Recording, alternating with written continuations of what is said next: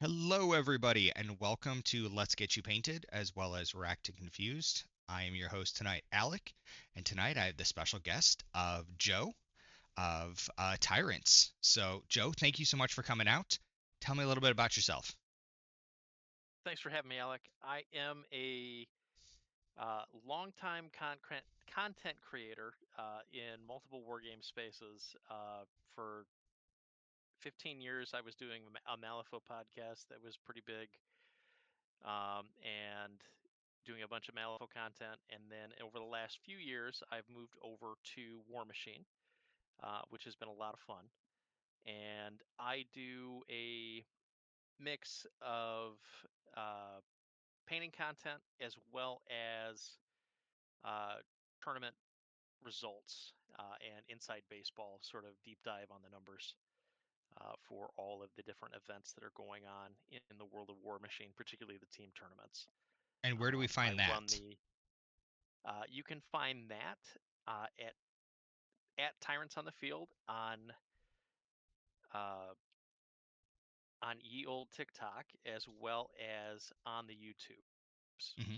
So those are the two primary places you'll find me. Also have an audio podcast that you can find on Podbean, which is also Tyrants on the Field. Yep. You also do amazing things on Longshanks and War Table. Yes, I also run the North American War Machine Leagues uh, that you can find on the Tried and True Discord, the Delaware War Machine Discord. Been doing that for the last few years.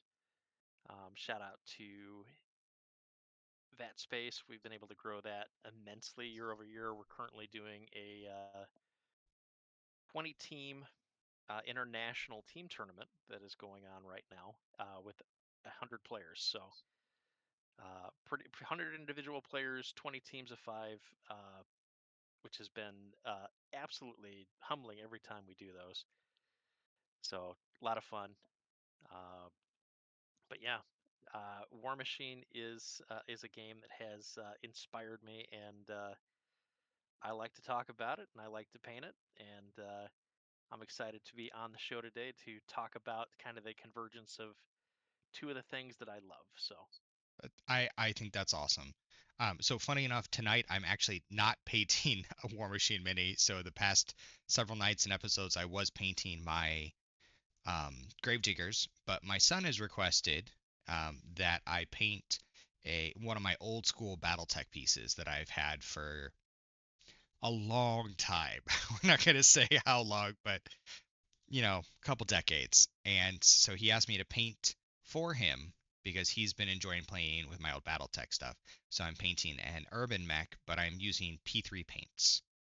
And then I will have a list of the paints that I'm using after on YouTube. So if you want to look at those paints, you can see.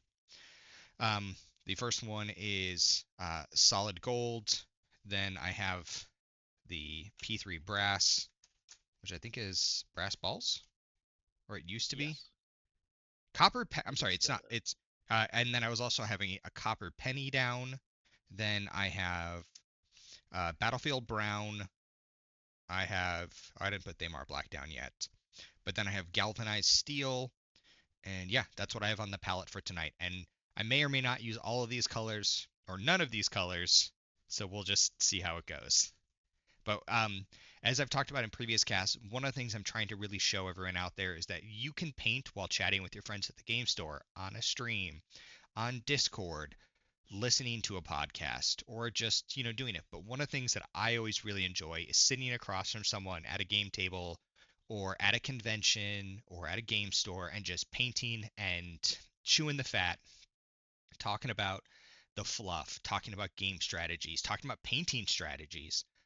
And that's what I want to show to all of you, that you can sit down 30, 45 minutes and you can paint and you can make a good looking model that's ready for the tabletop so that 2 to 4 feet away, it looks beautiful and you're ready to crush your opponent and throw the dice so that you can then lose on the dice as well.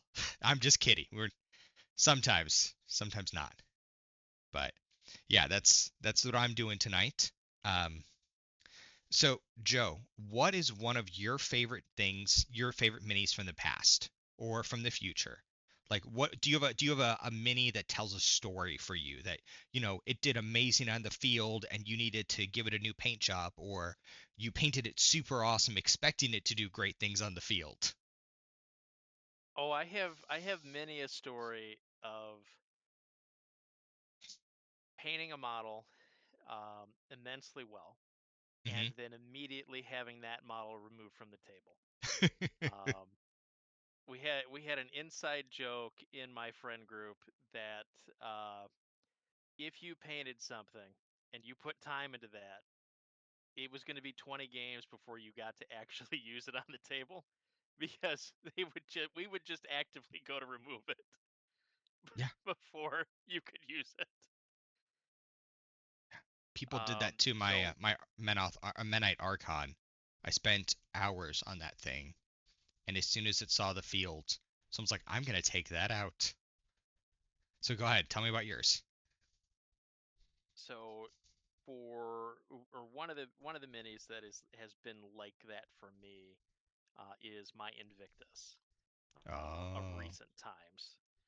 Um, I really like how my Invictus came out. He's in a very regal Signar blue uh, with some metallic battle damage on him. It was one of the first things that I really took some time painting up from the new line Hmm. uh, in War Machine, and yeah, I'll be danged if he took about 6 months before he really got to start shining on the table. And this was back when he released, Yeah. just because people would see him and then immediately remove him. Because I was also positioning him wrong. There's small things like player skill, but coming in coming in there. But yeah, that was uh, one model that I've really liked and took some time with recently. Previous models, uh, I have Thags 2 was a model that I painted and have a great fondness for as a caster that I used a lot. And then the first War Machine models I painted were the Bastions, and those are still some of my favorite models in the entire range. They're the reason I looked at War Machine at all back in early Mark II when it was first came to Adepticon. I was at the Adepticon where it was War Machine's first Adepticon. So you've been playing about as long as I have. Well, a little bit shorter, but yeah. Yep. On and off. It was not a primary game for me until a few years ago, but it was a secondary game, and we played it a fair amount in Mark II. Uh, I watched nearly all of Mark III. I didn't play too much in Mark III, but I loved Mark II, and I've been absolutely adoring Mark IV, or 4 and 4.5. It's been a lot of fun. So are we officially in 4.5, or is that just we're calling it just like with the Oblivion update in 3 that we just called it 3.5? It's just like the Oblivion update in 3. Man, it's I think with the recent January changes, it's enough of a change to demarcate it as a new era well, I mean, in the man, game. the getting rid of the spell rack has been huge, and I feel like some of those older factions are now able to come out and play better because they kind of they don't have to worry as much about someone adjusting their rack on the fly. Yes, I think that's why I my would. Menoth have been doing better. That's part of it. I also think they've gotten better at producing the steamroller packet for the current edition. Mhm. Um, there was a lot of learning curve for the designers earlier on with the changes that they made getting rid of the old school zones and moving to 30s, 40s, and 50s You know, has done a lot for the game, but it a- is very different. as a former press ganger and person who used to run things, I am a little sad with the number of zones, circle zones, and rectangle zones that I currently have that don't really have a use. I have so many of them, but I do like the 30s and 40s. I think it works as a better play system for everyone, and I think it works better like for the fluff wise. Like, oh, well, why are we Yes. doing this? Oh, maybe you have to control this forest or this hill, or this town is important, or what is this cache has intel, or maybe it's a spy that you're trying to get back across the line. And I really like that they do that. I think it's better than just, oh, go hold this rectangle because I say so. Yep. Any little tidbit that you can immerse your players in is helpful. It works, and it does psychological processing to people to get them more invested in what they're doing and to help them along in their game. You know what also helps with that? Painted minis, funny enough. I've seen someone sacrifice better painted pieces because they don't want to lose the painted mini that they've worked really hard on. They Yes. want because they want it on the field. But I mean, heck, even with seeing things, like being able to go and just see that someone has not only assembled their models, but that they have primed them and they have dry brushed them or done like a zenithal highlight, even that gets people closer to giving them the immersion in the gameplay, which is why, like, if that's all you have the time to do, I'm perfectly okay with that. Like, thank you for priming your models. Thank you for, dry brushing them or zenithal. And then my goal is to be able to teach people some of those steps on, now that it's been dry brushed, let's take it and let's hit it with 5 or 6 different colors or 3 to 5 different colors. And then not just dunk it, but, paint a wash on in these areas after we hit it with these colors and then base it. And then it's ready to go. And you can do that in 30 minutes, 45 minutes for pieces, and you can crush out an army. And, you can do 10, 15 minutes here, 10, 15 minutes there. Maybe you're going to do all the boots on guys first.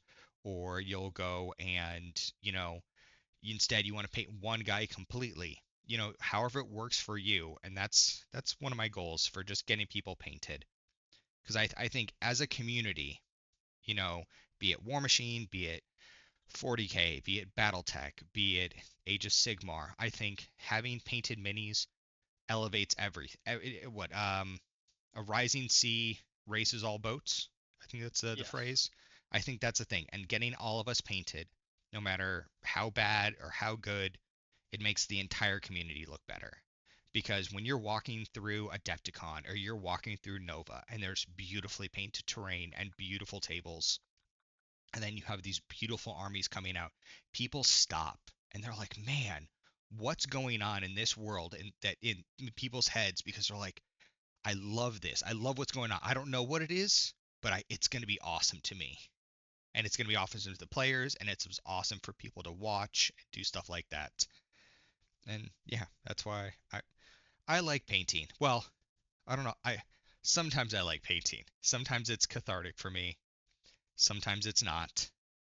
But I really like seeing painted armies on the field. But I'd much. Same. Oh, go ahead. Same. But I Oh, mean, good.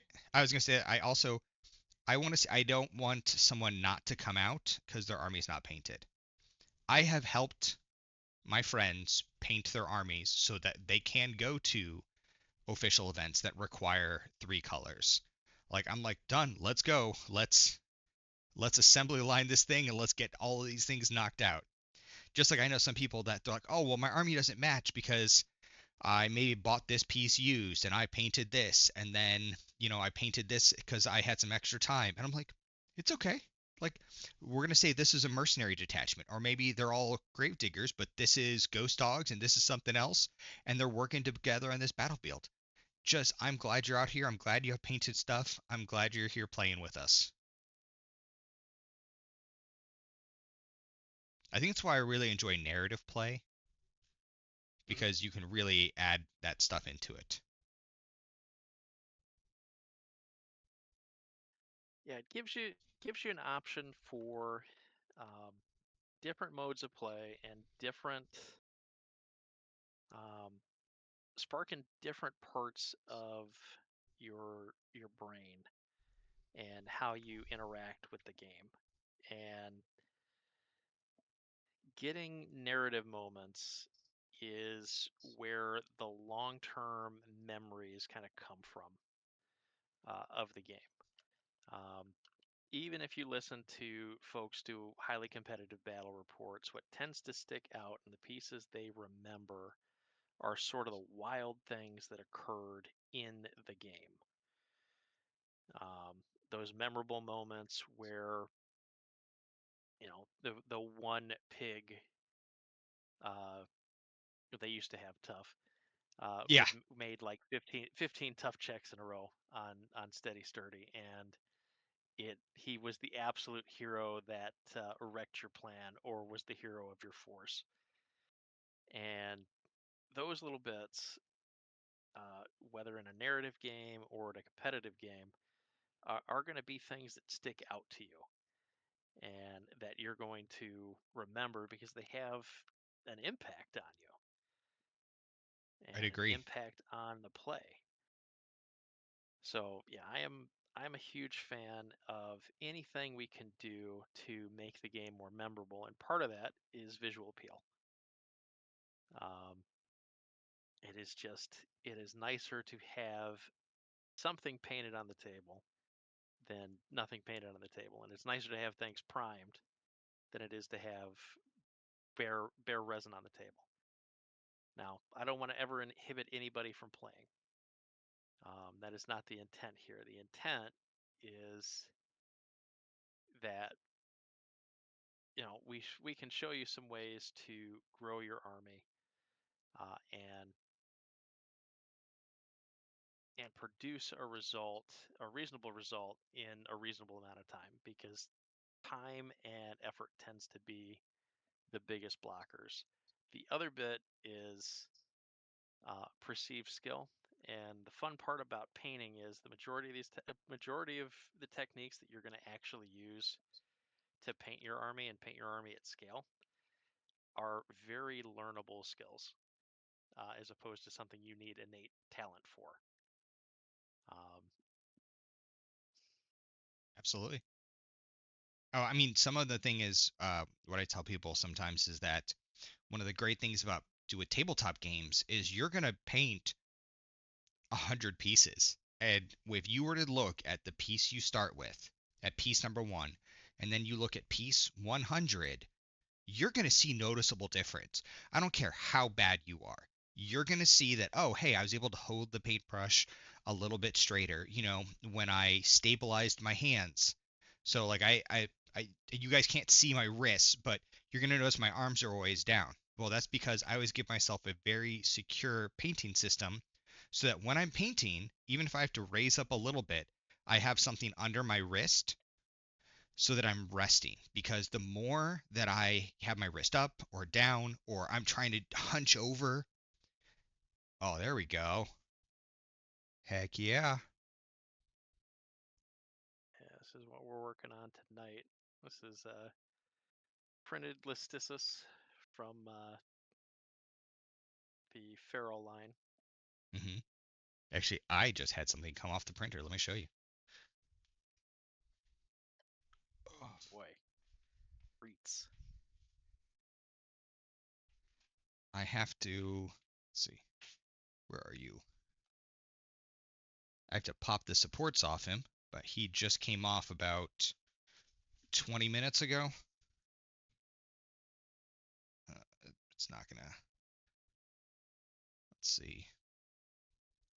It is a Roadhog. I think it's a Roadhog. Nice. But one of the things I love about printing. See if I hold it back here, maybe. So I have to get the supports off. But one of the things I love about printing is I can actually scale him up or like bigger or smaller. Yep. So the army that I'm going to be printing and painting, I'm some of my war hogs are going to be 125%. Some are 100%. I'm going to have one that I'm going to call Tiny, and he's going to be 80%. But you know what? Tiny might make and kill everything because he has the potential to have the same roles as the other ones, and maybe he's just going to crush it. And then he's named Tiny. Is he supposed to be a character? No, No. he might be, and he Is might be he? your favorite. Yes. He might be your favorite piece from there on out. And that's one of the great things about painting, and maybe take it a little bit extra time with Tiny because he actually is, doing what he's supposed to, and kicking butt. Right now, this urban mech that I'm painting for my son kind of reminds me of that aspect because sometimes an Irby can just do things. Sometimes he gets lucky with that AC-20 and he just rocks someone. Sure can. All right, so what is a painting technique that you would suggest or that you have learned recently?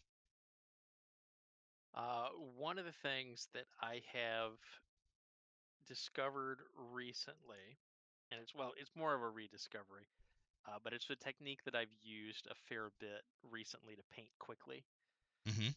on some of the really detailed models, and it utilizes the P3 paints or really any good high quality pigment paint. Mm-hmm. Um, if you can do a ratio of like 3 to 4 times water to 1 times paint on Mm-hmm. these high density paints, you create a really light skim melt consistency, and that has very similar properties for you to a contrast paint when you utilize it as you would a contrast paint. I'd agree with that. And that is actually how I did my entire Lord of the Hunt model. Okay. Uh, and that was quite a bit of fun to do. Was doing the what I call the cheater contrast technique on those, and that is a really easy, quick way to basically not have to spend a bunch on contrast paint, still have one paint that you're utilizing, but be able to get some different mileage out of it and really be able to assembly line and paint out things rapidly. You use that with a slap chop undercoat. So you undercoat, you coat in, you base in black, base coat in black, mid coat it with a gray, and then do a top highlight with white. Or if All right. you're me and you have an airbrush, you just spray black and then spray white, and it does everything for you. You All right. just So I'm going to up show your angle at the end. on camera. So this is Cyrena. I want to call her. It's Kane's daughter, but in Roscoe, I think is her name, or Yep, it's because she takes her stepdad's name. So on here, yep, just like that.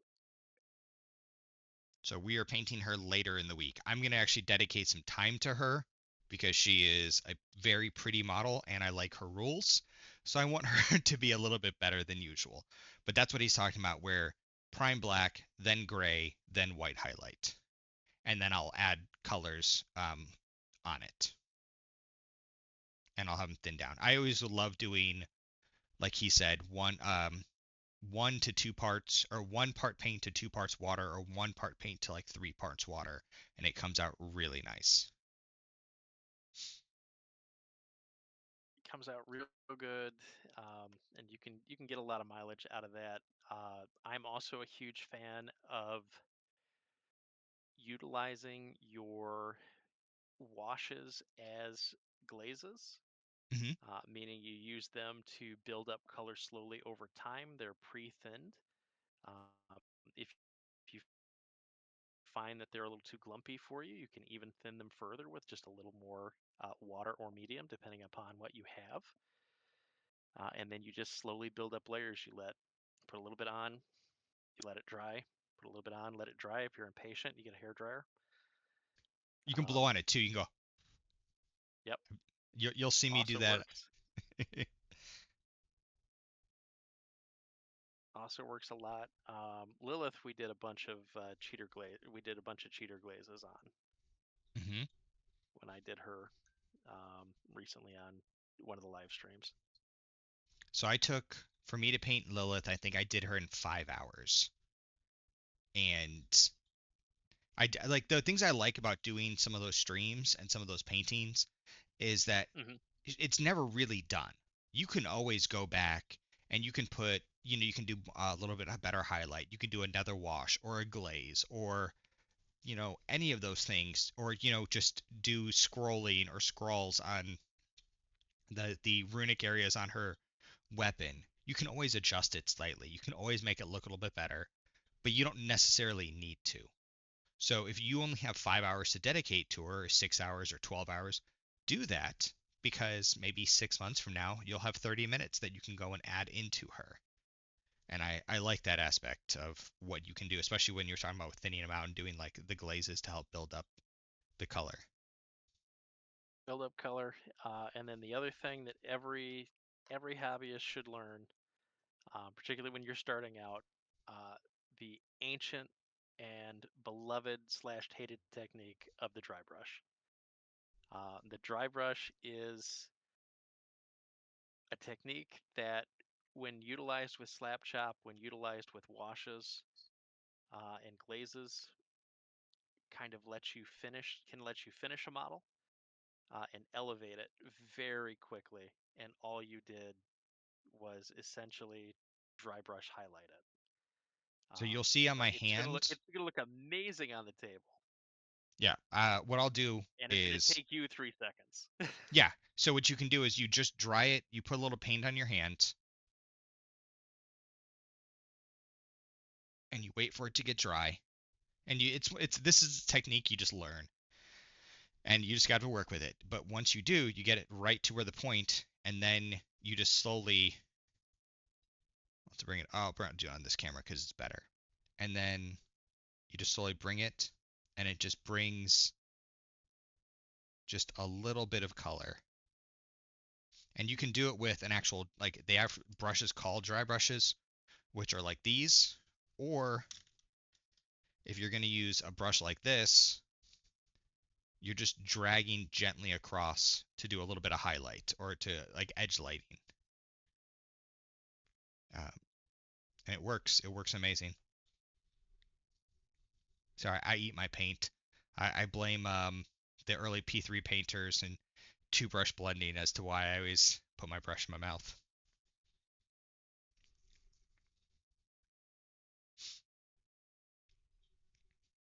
Yeah, so those are, to me, if you can do those 3 things, and you get really good at the slap chop basing, you have everything you need to be able to do an army to good tabletop quality. Probably better than you think you can do. Um, just utilizing those techniques. Absolutely. So we've talked a little bit about what you love about painted minis because it brings more immersion to the field. Um, and it, gives it that other story. Um, Now, when you're painting, do you listen to anything? Do you sit down at your local hobby store and sit across from people painting? Do you hop on a Discord and just join the audio or video? Or do you paint along with your favorite painter? So for me, I'm a big fan of painting to music, Okay. and the music will vary based on what I'm painting. Um, so when I do Shadow Flame Shard, Hmm. I tend to want to listen to a lot of early 2000s house, and techno. Okay. I thought you were about to say punk Uh, there, and I was like, a man after my own heart. I do a bunch to punk, but Shadow Flame Shard, I tend towards the more electronica stuff. Um, but Umbree's been painted mostly to punk rock of various amounts. When I was painting up uh, Kithgard, or the Kithgard leader that Hmm. came in the not the mini crate, but the My Mini Factory, Hmm. I did that to all Vietnam era songs. So I had Ooh, a I whole like it. Vietnam era playlist, and yeah, it was awesome. We had a good time with that stream. A lot of I also fortunate tend to, son. yeah, a whole bunch of Fortunate Son. I mean, that's the official theme song for Kithgard. um, but yeah, I tend to do most of my painting now. I tend to live stream a bunch of it, and then other parts of it I am videoizing for TikTok and whatnot. And I've been painting a lot of terrain recently. Painting up a bunch of the dusk terrain that came out in the My Mini Factory, and that has been an absolute joy to print, and even more of a joy to paint. Now, are you printing on Um, FDM or are you printing on resin when you do the terrain? I am doing FDM. Okay. I've got a Bamboo P1S that is my workhorse, I have and four of them that right over here. wonderful. Yeah, I've been very much enjoying that, and it prints up very well in the FDM. Funnily enough, this is also FDM. I do have a resin printer. I hate doing it because I hate Mhm. the cleanup. And where I'm at, it is relatively frigid, and I don't yet have a heater for my resin vat. And because Ooh. of that, my resin printing tends to not work as well in the winter. So I tend to wait till the spring thaw, and then I get back to some more resin printing. But the P1S with the point 0.2 millimeter, and just being exceedingly patient with it, has worked very well on a lot of these prints. Do you do a .08 layer lines or do you do point 0.1? Now we're going to get I do into the weeds of it. 0.08. Okay. I do 0.08 because I ain't nobody got time for one. I mean, yeah, yeah. I mean, if you're putting that point 0.2 on, I if so the way it works is even though all three of the four of the printers are mine. Normally only I'm getting to use one of the four printers. My children are using two of the four printers, and then my wife is using the fourth one. But some, Seems reasonable. well, yeah, I'm hoping eventually to get more of them, and I'd like to pick up four more. And yeah, I know in reality I'm like, oh, then I'll use six. No, I know I'll maybe use No, you'll two. get one. Oh, it's yeah, that's totally true. It's reality. Like the thing is like I've as my wife says, I'm hoisted on my own petard because I taught the kids 3D design and I've taught them how to do like I call digital kit bashing when you Mhm. open up the Bamboo Lab software and you're throwing everything in and you're adding pieces and cutting and doing all that. So they've been making their own things, which is great. Or they open up Fusion 360 and they do it in there. Or my youngest, she does it in Tinkercad, and that's great. But then they're like, oh, Dad, now I want to print. And I'm like, okay.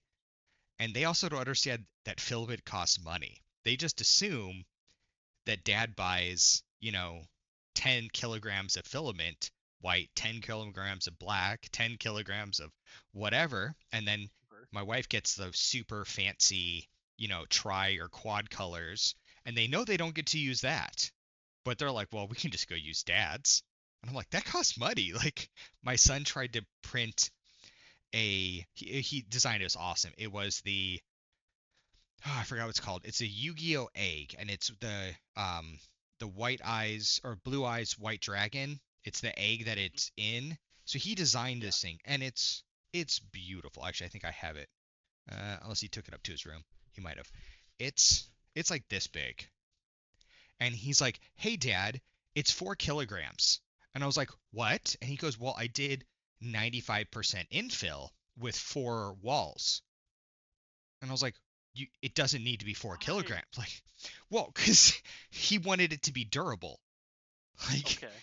he wanted it to be. And I was like, dude, you're going to kill someone with it with that. Like, you're going to drop it out of tow and someone's going to die. And he's like, why? I was There's like, durable, and then there's Dreadnought in a sock. yeah, I was like, is this one of those times if someone, beats you in Yu-Gi-Oh, you're just going to chuck it at him? And he's like, no, why would I do that? I was like, no, no reason, buddy. I've definitely never seen someone throw a mini across at a convention center because they lost too badly. Never seen that. Never ever. Never once. But yeah, so I was able to talk him down to a 15% infill with 4 walls, and it got to be an acceptable amount of filament. But yeah, this kid was gonna print like 4 kilograms worth of filament. I was like, buddy, just think about how heavy that is. And he goes, that's not that bad. He's like, you just use it as a lifting weight, Dad. And I was like, yeah, yeah. Uh, so you are painting your hog right now, your pharaoh. Yes. Now you're painting a full pharaoh army. I am not. I don't plan on doing it. I know over time what happens with me is I get excited for a miniature. I print said miniature. Miniature sits on desk, and then I get excited to paint said miniature, and I paint it. So if I do that enough, eventually I'll have an entire feral army that will just occur. Hmm. In much the same way that I'm slowly but surely also printing a Dark Ops Cephalix army that I have not started painting yet, but is also sitting just to the right of me. So I've got I to so I have a whole secure bunch of here. them in the box. I'm gonna paint them and take them to my local game store, same as the Pharaoh, because up here in Watertown we don't have a War Machine community yet. So I'm trying to Hmm. have a fully painted Gravedigger faction, a fully painted Cephalix faction, a fully painted um what do you call them? Cephalix, Gravedigger, um Here, I just blanked on what the other Pharaoh, and then I'm gonna fully paint Feral. my son's Chimera. So I'll have 4 fully 100, like I'll have multiple 100-point lists for those, but I'll be able to have them behind the glass. So when we want to teach people, bam, there's fully painted. Because when you go to a demo day and people sit there and it's beautiful terrain and it's beautiful minis, they want to come back. And if I can get the enthusiasm to the local community, I know that the game store will then start carrying them. And then then it just exponentially grows. Yep, 100%. And having painted demos just is so nice. Having painted armies, period, is so nice. But when you've got a well painted demo, it just elevates what you're doing and what you're experiencing as the demoee and the demoer. When I'm doing hopefully a paint day, probably like May, maybe June. I'm gonna have a whole bunch of Cephalix that people are. Oop, there's my dog. We'll see if the noise canceling microphone actually canceled it out or not. It's supposed to. Sometimes it does, sometimes it doesn't. I don't know if you heard the dog barking. I did not. Yeah, it worked then. Um, so I'm going to then let people take like a little Cephalix model home with them, and that's one of those things that I think would be nice to get people going. And everyone always loves bringing a mini home with them. Oh, 100%. Those minis get lonely, and they tend to find friends. They do. So I'm not going to actually say where you live, but I've told my wife that the next time we travel to visit her family, we may or may not be driving by your generalized area. And I told her I want to Okay. get a game in because her family are Upers, Ah, and I can't guarantee we drive by you, but I think we do. So if you get a random message, hey, I'm driving by, I'll be there for 4 hours as we let the kids play at the park. Let's get a game in or two. That is a goal. And that's one of the things I used to love to do when we I travel. like I'd it. I'd bring like just, my travel bag, Mhm. like 100 points. Because, you can normally, it's two judicators plus some extra stuff. That's easy. That adds up to 100 points real quick. So I'm hoping to Sure does. get to play against you and some of the other guys in your region as we hook up and drive up there.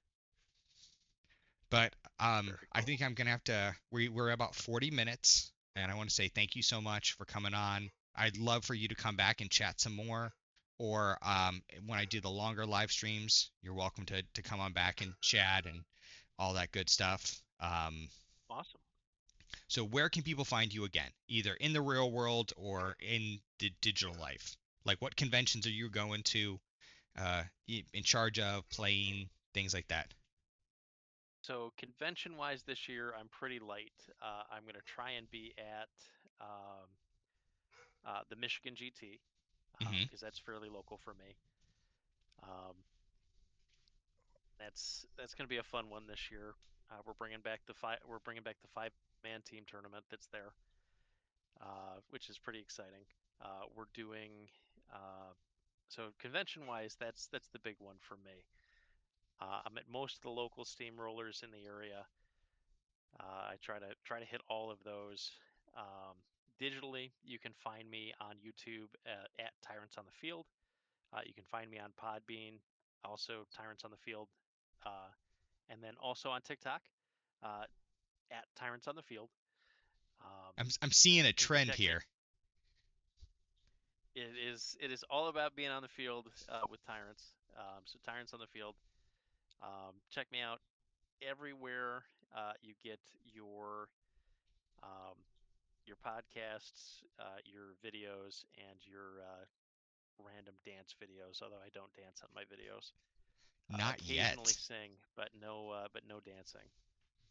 Well, if you get a chance to come out to Nova this year, I'm hoping to help out with the narrative there with Very cool. Erica and Andy, and then I will Hmm. be running the IKRPG, so the Iron Awesome. Kingdoms Requiem. So hopefully, maybe if you can swing it. If not, um, maybe we'll try to get you to chat on in. That'll be sweet. This is what Well, I did in our 40 heck, minutes. heck yeah. Um, I did some simple stuff, 5 or 6 colors on Irby. Hmm. I mean, it needs a little bit of. It's gonna need a wash for that tan because that was the base color that he wanted. But I think it'll look good. Again from 2 feet, 4 feet away on the table. And I want to say thank you again for coming on out. Thank you for everyone who's watching and stuff like that. This is a weird thing I do. I don't watch my viewers, so I have everything set up, but I, Hmm. I have the chat over here, and that's the only way if I know if I have a viewer until after I cancel the stream or close the stream. And then it's like you had a viewer. I was like, I had a viewer. Sure. Yes. A whole one. I'm famous. But thank you again so much. Thank you for everyone for watching. Joe, I can't wait to potentially play you in the World Team Face Off and crush you with Menoth. Um, and everyone out there, make sure you're just getting the brush to the model, having fun, throw some dice, and I'll see you all next time. Bye. Bye. Thank you.